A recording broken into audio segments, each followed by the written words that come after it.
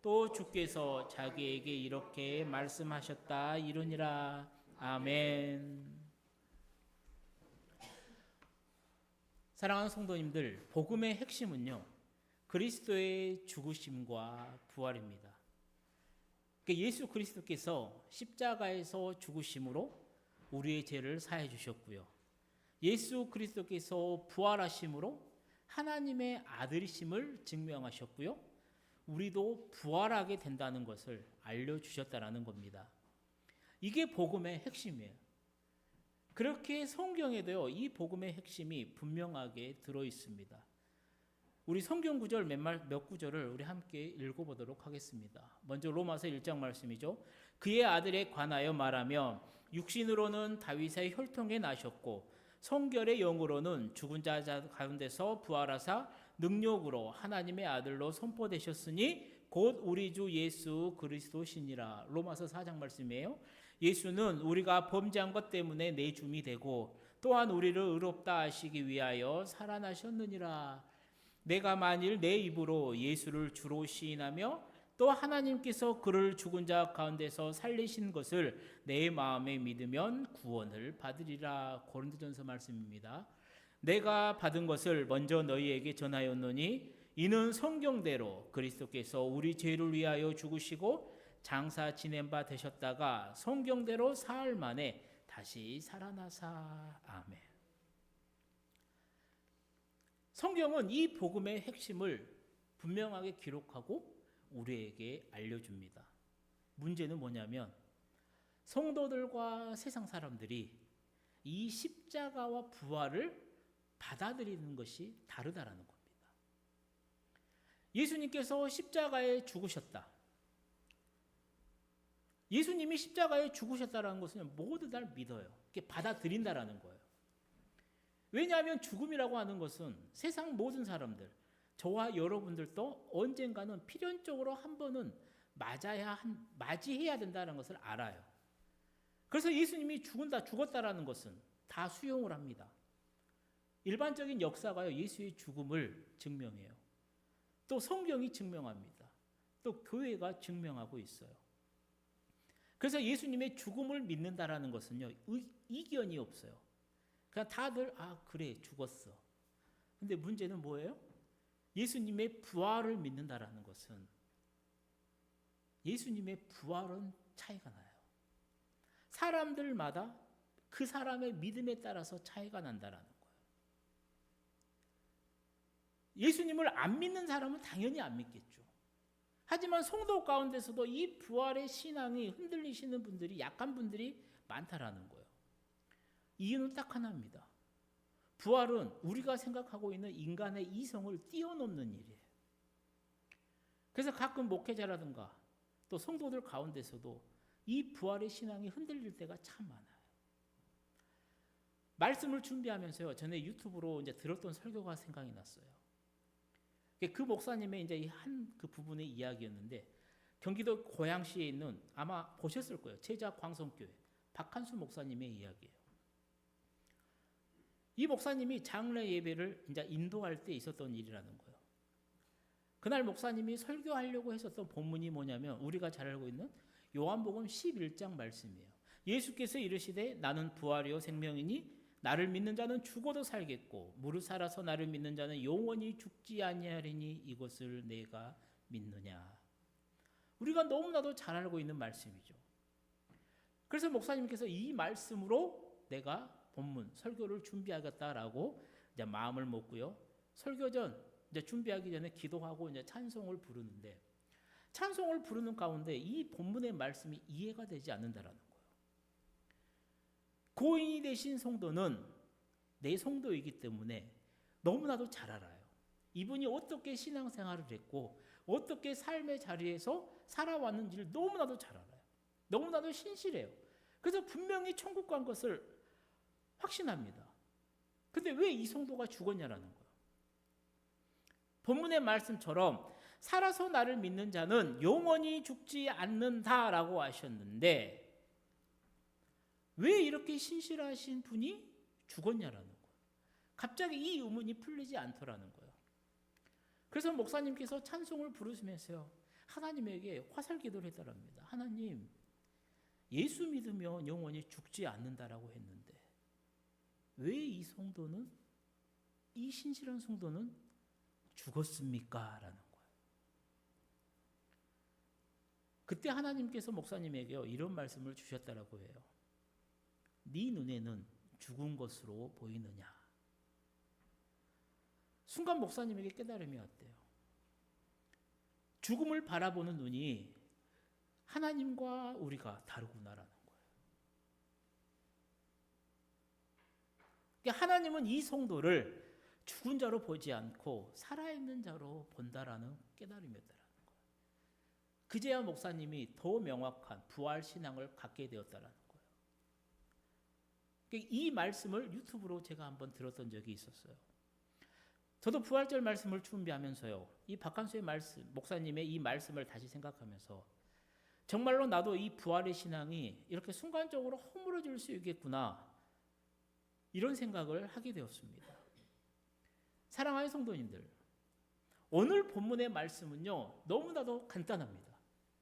핵심은 이거예요. 예수님이 살아나셨다라는 거예요. 본문에는 베드로와 요한, 예수님의 사랑하는 다른 제자라는 거죠. 그리고 막달라 마리아가 등장을 합니다. 그럼 명확한 사실은 뭐냐면 이 세 명 모두가 예수님의 부활을 믿게 되었다라는 거예요. 부활의 증인이 되었음을 오늘의 본문은 밝히고 있습니다. 하지만 우리가 생각해 봐야 될 게 뭐냐면 이 부활의 신앙에 도달하는 길이 조금 달라요. 베드로와 요한과 막달라 마리아가 내가 부활하신 예수님을 믿기까지 도달하는 과정이 다르다라는 거예요. 유형이 달랍니다. 첫 번째 유형이 뭐예요? 이성적인 접근으로 부활을 믿은 유형이에요. 이성적인 접근으로. 바로 이 베드로와 요한의 이야기예요. 성공의 신부이자 신학자였던 웨스트콧이요, 주장을 합니다. 뭐냐면 공부를 막 이렇게 연구를 해보니까 막달라 마리아가 무덤에 도착한 시간이 새벽 한 5시쯤 되었을 거라는 거예요. 새벽 5시에 무덤을 생각을 하면요 으스스하겠죠. 그럼에도 막달라 마리아는 예수님을 사랑했기에 예수님의 시신에 그 향유라도 좀 발라드리기 위해서 무덤에 왔다라는 거예요. 근데 어찌된 일인지 예수님의 무덤을 막고 있었던 돌이 옮겨졌다라는 거예요. 분명히 자기가 알고 있는 지식으로는 예수님의 무덤을 임봉을 했다라는 거예요. 이걸 함부로 움직이면 안 돼요. 경비병도 지키고 있었다라는 거예요. 그런데 어때요? 갔더니 없어요. 돌이 없어요. 그래서 그 소식을 베드로와 요한에게 알립니다. 막달라 마리아가. 그리고 베드로와 요한은요 막달라 마리아에게 돌이 무덤에서 옮겨졌습니다 라는 이야기를 듣자마자 무덤을 향해 달려갑니다. 그리고 웨스트콧은요 베드로와 요한이 무덤에 도착한 시간을 한 6시, 새벽 6시 반 정도로 봐요. 제자 가운데 가장 나이가 어렸던 요한이 먼저 무덤에 도착을 하고요, 가장 나이가 많았던 베드로가 나중에 도착을 합니다. 근데 먼저 도착한 요한은 어때요? 무덤 밖에서 이 무덤 안을 들여다봐요. 봤더니 예수님의 시신은 없어요. 시신을 쌌던 세마포만 보게 돼요. 하지만 요한은 무덤에 들어가지 않습니다. 왜 요한이 무덤에 들어가지 않았을까? 이유는요, 그냥 무덤이니까, 무서우니까, 두려우니까. 막연한 그런 무서움이 있었을 거예요. 그래서 요한은 들어가지 못했을 겁니다. 들어가지 않았어요. 하지만 우리가 알고 있는 베드로는 어때요? 다혈질입니다. 모험가예요. 야는 그냥 본능대로 막 움직이는 그러한 특성이에요. 성품이. 그래서 무덤에 도착하자마자 어떻게 돼요? 주저하지 않고요 무덤으로 들어갑니다. 무덤에 들어갔더니 예수님의 시신이 없어요. 예수님의 몸을 쌌던 세마포는 시신이 누워있던 자리에 그대로 있고요, 예수님의 머리를 쌌던 수건은 개어져 있었다라는 거예요. 그래서 무덤 안이 정말로 어디 침실 같았다는 거죠. 그래서 무덤에 들어간 베드로가 무덤에 들어가서 무덤을 살펴보았을 때 밖에서 보고 있던 요한 또한 이제 무덤으로 들어가 그 장면을 보게 되었다라는 거예요. 그때 일을 오늘 본문 요한이 이렇게 기록을 하더라는 겁니다. 본문 8절 말씀입니다. 그때야 무덤에 먼저 갔던 그 다른 제자도 들어가 보고 믿더라. 그러니까 우리가 읽었던 요한복음 20장의 본문을 보게 되면요, 이 본다라는 표현이 3번 나옵니다. 먼저 5절에 나와요. 보았으나 원어로는 블레포입니다. 이게 뭐냐면 그냥 피상적으로 단순하게 훑어본다라는 거예요. 이 뜻이에요. 6절에 베드로가 보니라는 것은요, 주의 깊게 보다라는 거예요. 그러니까 요한은 무덤에 들어가지 않았어요. 도착해서 뭐를 했냐면 요한은 그냥 무덤 밖에서 무덤 안을 그냥 이렇게 스캔한 것처럼 그냥 봤다라는 거예요. 근데 베드로는 그게 아니에요. 무덤 속으로 들어갑니다. 그리고 무덤 안이 어떻게 되는지 주의 깊게 살펴보더라는 거예요. 그리고 8절에 뭐라고 그래요? 보고. 그때야 무덤에 먼저 갔고 그 다른 제자도 들어가 보고 믿더라는 거예요. 이거는 원어로 에이든입니다. 그러니까 이해한 거예요. 이해하게 된 것을 마음으로 본다라는 뜻이 있어요. 즉 베드로와 요한이 무덤 안으로 들어가서 그 무덤, 예수님이 계셨던 그 무덤을 주의 깊게 본 결과가 무엇이냐며, 무덤 안의 상황은 누가 예수님의 시체를 훔쳐서 달아난 게 아니라는 겁니다. 왜요? 도둑질 했다라고 하면요, 인봉이 됐다니까요. 인봉이 됐다라는 뭐예요? 그걸 함부로 뜯으면 죽어요. 만약 도둑이 들었다고 하면은 이렇게 세마포랑 머리를 쌌던 수건이 개어져 있거나 그대로 있질 않아요. 시간이 없기 때문에 경비병이 지키고 있었기 때문에 그 짧은 순간에 예수님의 시신을 들고 뛰어갔어야 돼요. 그러면 수건도 이 세마포도 어디 딱 갔어야 돼요. 근데 그게 아니에요. 세마포에서 몸만 빠져나간 상황이었더라. 그리고 수건은 저쪽에 한편에 다른 쪽에 잘 개어져 있었다라는 게 베드로와 요한이 본 거라는 겁니다.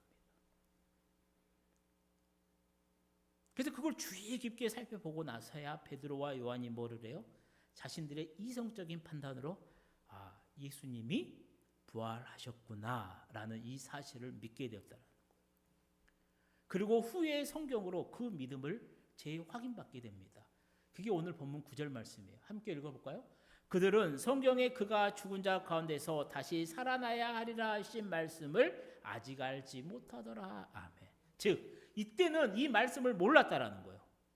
후에 성경으로 재확인했다라는 말씀인 겁니다. 이게 정리하면 뭐예요?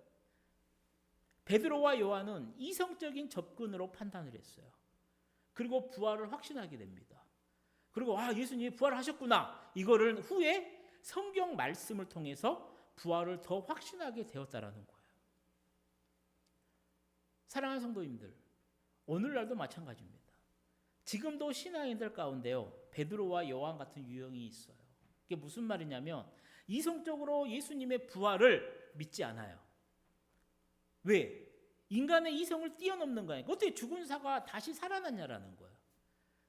잠깐 이거를 그쳤다가 기절했다가 깨어나는 건 알겠는데 죽은 사람이 어떻게 부활했냐라고, 다시 살아났냐고, 이거는 믿을 수가 없어요. 그래서 이것은 거짓이다라는 거예요.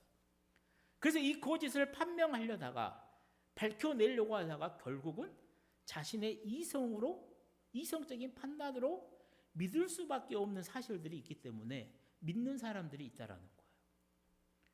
전에 한번 제가 소개해드렸던 책이죠. 바로 예수는 역사다라는 이 리스토르벨, 이 사람의 예수는 역사다라는 책이에요. 이 기자가 자기도 예수의 부활을 믿지 못했어요.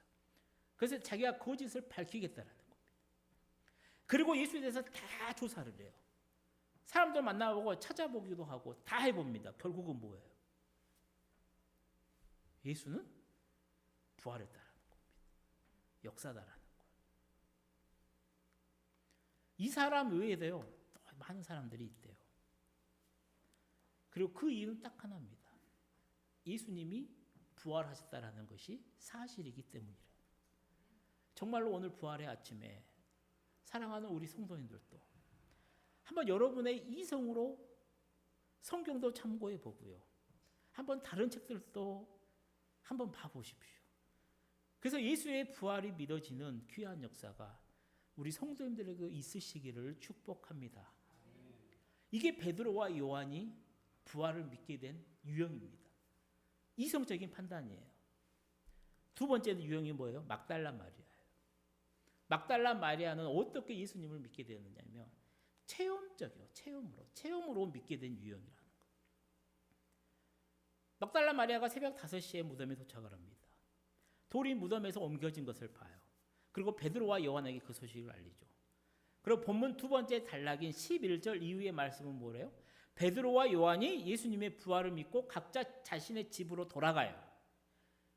그리고 막달라 마리아가 체험한 것을 말씀하고 있어요. 막달라 마리아가 울면서 무덤 밖에서 무덤 안을 들여다보니까 무덤에 누가 있다라는 거예요? 흰옷을 입은 두 천사가 있다라는 거예요. 그리고 자신의 뒤에 예수님이 서 계신 것을 보게 됩니다. 우리가 본문도 읽어봤지만 처음에는 이분이 예수님인 줄 몰라요. 그냥 동산지기인 줄만 압니다.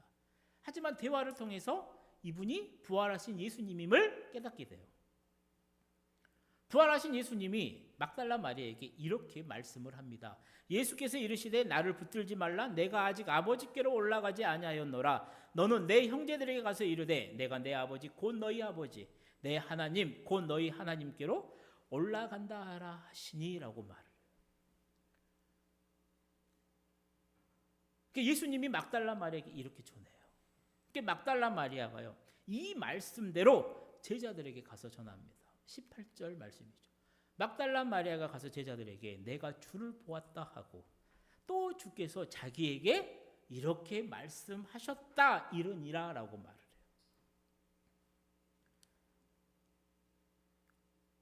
부활을 믿지 않을 수가 없어요. 막달라 마리아. 왜요? 부활하신 예수님을 직접 만났다니까. 분명히 죽은 것도 보았고 무덤에 장사 치는 것도 보았고 무덤이 막힌 것도 보았어요. 근데 그 예수님이 내 앞에 살아계셔요. 그 예수님이 나에게 이렇게 가서 전하라라고 말씀을 하세요. 어떻게 안 믿을 수가 있냐라고. 이 체험으로 부활을 믿은 유형은요 막달라 마리아가 그랬습니다. 또 부활하신 후에 승천하시기 전 40일 동안 부활하신 예수님을 만난 사람들이 그랬어요. 그 수많은 사람들이 예수가 십자가에서 죽은 것을 보아요. 마지막에 창으로 옆구리를 찌르고서 진짜 죽었냐 안 죽었냐 마지막까지 확인사살하는까지 봐요. 그 근처에 가는 건 무서웠지만 멀리서 예수가 십자가에서 목숨이 끊어진 것까지 봤어요. 그래서 엄청난 실망감과 시련에 빠져있는 그 사람들 앞에 부활하신 예수님이 나타났어요. 그 사람들이 어떻게 됐겠어요? 예수님이 부활하셨다는 것을 믿을 수밖에 없잖아요. 또 우리가 너무나도 잘 알고 있는 사도 바울이에요. 다메섹 도상에서 부활하신 예수님을 만납니다. 바울이 이 유형이에요. 그리고 지금도 수많은 무슬림들 가운데요. 꿈과 환상을 통해서요. 부활하신 예수님을 체험적으로 만난 사람들이 많대요. 그래서 예수님께로 돌아오는 자들이 많다라고 합니다. 성경은 이 사실을 우리에게 분명하게 가르쳐줘요.